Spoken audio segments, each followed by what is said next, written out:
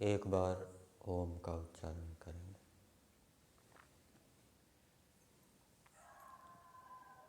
ओ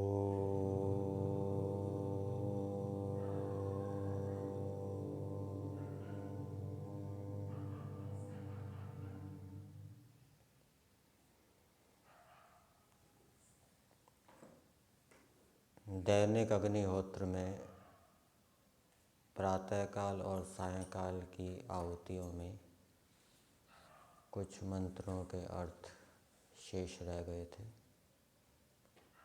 उनके ऊपर आज विचार करेंगे। भूरग्नये प्राणाय स्वाहा इदम अग्नये प्राणाय इदन्न मम।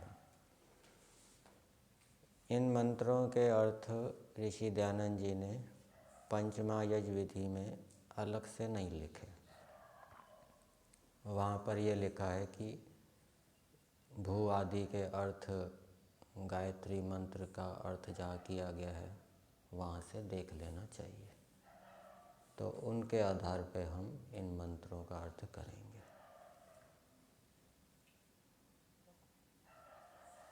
जहाँ पर गायत्री मंत्र की व्याख्या की गई है वहाँ पर अग्नि शब्द भी आया है, अ उ म इस प्रकार की। वहाँ अ से कौन कौन से नामों का ग्रहण होता है, उ से किन किन नामों का ग्रहण होता है, वहाँ पर अग्नि शब्द भी आया है। तो अग्नि का अर्थ किया है जो परमेश्वर वेद आदि शास्त्रों के द्वारा प्राप्त किया जाता है, अथवा जो परमेश्वर विद्वानों के द्वारा सत्कार किया जाता है। अग्नि शब्द एंचु गति पूजने और धातु से बनती है, तो गति अर्थ भी है, सत्कार अर्थ भी है। अग्नय ऐसे परमेश्वर के लिए, कैसे परमेश्वर के लिए जो वेद आदि शास्त्रों के द्वारा प्राप्त किया जाता है और जो विद्वानों के द्वारा सत्कार किया जाता है, ऐसे परमेश्वर के लिए।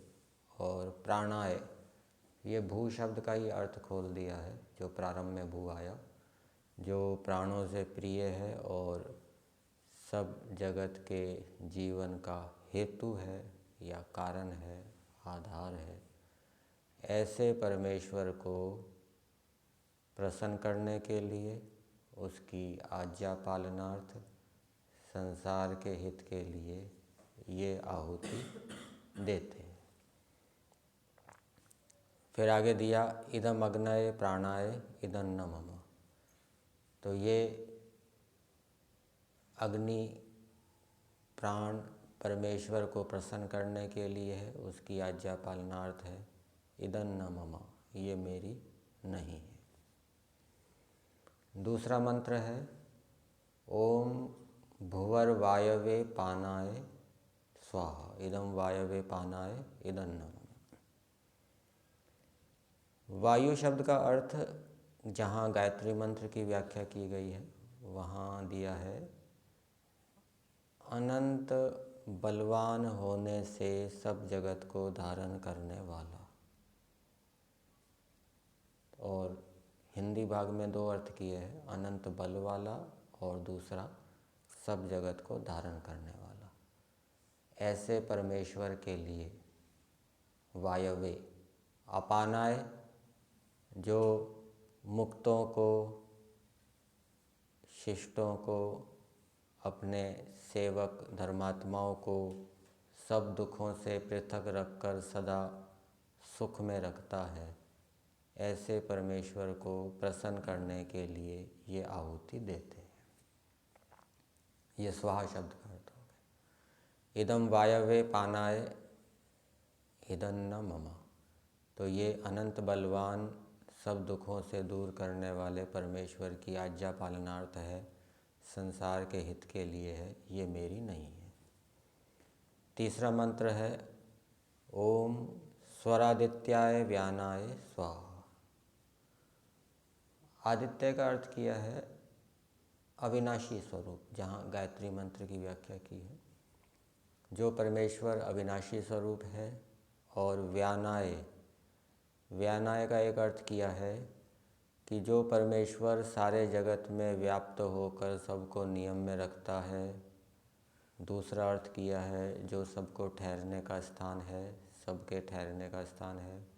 और तीसरा अर्थ किया है जो सुख स्वरूप है। ऐसे परमेश्वर को प्रसन्न करने के लिए आहुति देते हैं। इदम आदित्याय व्यानाय इदं नमः। तो ये अविनाशी स्वरूप, सब जगत को नियम में रखने वाले सुख स्वरूप परमेश्वर की आज्ञा पालनार्थ है। ये आहुति मेरे लिए, मेरी नहीं है। फिर 3 मंत्र आते हैं। ओम याम मेधाम देवगणाः पितरश्चोपासते तया मा मध्ये मेधयाग्ने मेधाविनं कुरु स्वाहा।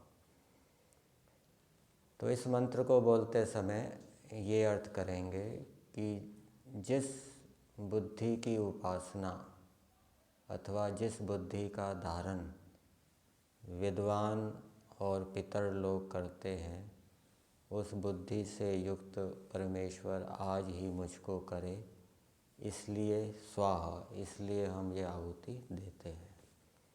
इसलिए हम इस आहुति के माध्यम से संसार का हित करते हैं। इसलिए हम ईश्वर को प्रसन्न करते हैं। तो कहने का भाव ये है कि यदि हम संसार का उपकार करेंगे, शरीर मन वाणी से ऐसे क्रियाकलाप करेंगे जिससे ईश्वर प्रसन्न होगा, और अथवा ईश्वर की आज्ञा का पालन करेंगे, तो ईश्वर हमें मेधा बुद्धि से युक्त करेंगे। फिर ये मंत्र आता है, ओम विश्वानि देव सवितर दुरितानि पराशुभ यद भद्रम तन्न आशुभ स्वाहा। कि ईश्वर हमारे सभी दुर्गुण दुर्व्यसन दुखों को दूर कर दे, और जो कल्याणकारक गुण कर्म स्वभाव और पदार्थ है वो हमें पदार्थ प्रदान करे। इसलिए हम ईश्वर को प्रसन्न करने के लिए आहुति देते हैं, संसार के हित के लिए आहुति देते हैं।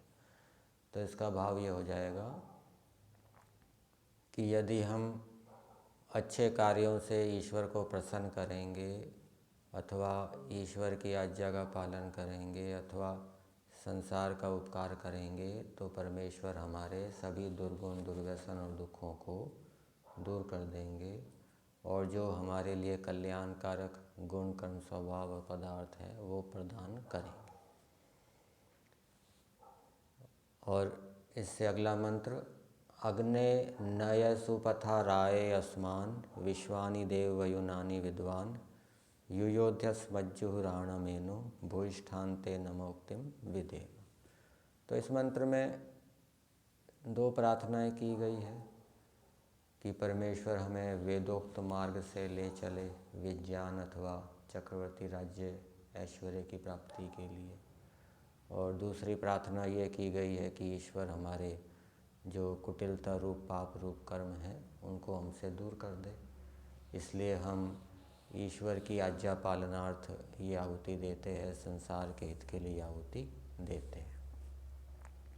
तो इसका भाव ये हो जाएगा कि जब हम अच्छे कर्मों से ईश्वर को प्रसन्न करेंगे, अथवा ईश्वर की आज्ञा का पालन करेंगे, अथवा संसार का हित करेंगे, परोपकार करेंगे, तो परमेश्वर हमें वेदोक्त मार्ग में प्रेरित करेंगे, वेदोक्त मार्ग की प्रेरणा देंगे। और हमारे में जो बुराइयां हैं, दुर्गुण हैं, जो पाप कर्म हैं, उनसे हमको दूर हटने की भी प्रेरणा देंगे, हमें अच्छे मार्ग में चलाएंगे।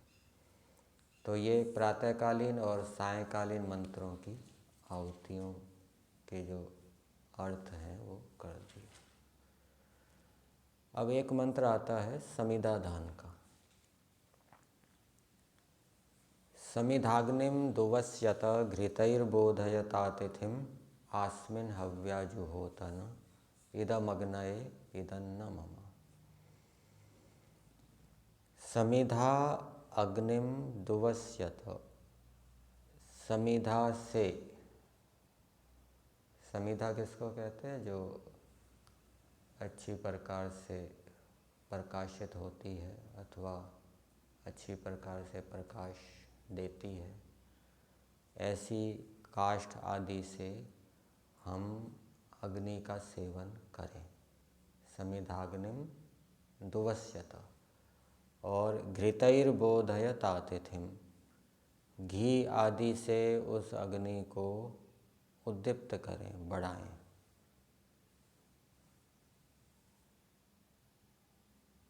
और अग्नि का दृष्टांत किससे दिया है? अतिथि से। जैसे गृहस्थ लोग होते हैं, कोई उत्तम गुण युक्त विद्वान आ जाए तो उसको आसन देकर, जल देकर, भोजन देकर, वस्त्र देकर अथवा प्रिय वचन आदि के माध्यम से उस अतिथि की सेवा करते हैं। इसी प्रकार से अग्नि की भी उस उत्तम गुणयुक्त अतिथि के समान अच्छे अच्छे पदार्थों से सेवा करनी चाहिए। और वो 4 प्रकार के पदार्थ वहाँ पर दिए हैं वेद भाष्य में।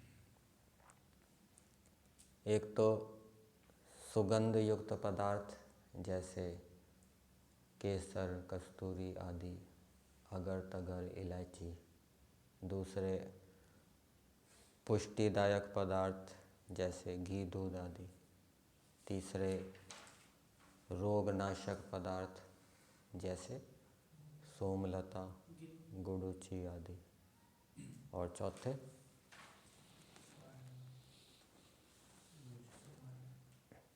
मिष्ट पदार्थ, गुड़, शक्कर आदि। तो इन पदार्थों को आस्मिन हव्या जुहोत, इन पदार्थों को उस अग्नि के अंदर डालो। तो इस मंत्र में अतिथि की उपमा दी गई है और वहाँ पदार्थ के अंदर दिया है जैसे सन्यासी होता है, उसके आने जाने की कोई तिथि निश्चित नहीं होती, जैसे उसका सत्कार करते हैं वैसे अग्नि का सत्कार करना चाहिए। तो यहीं तक रखते हैं।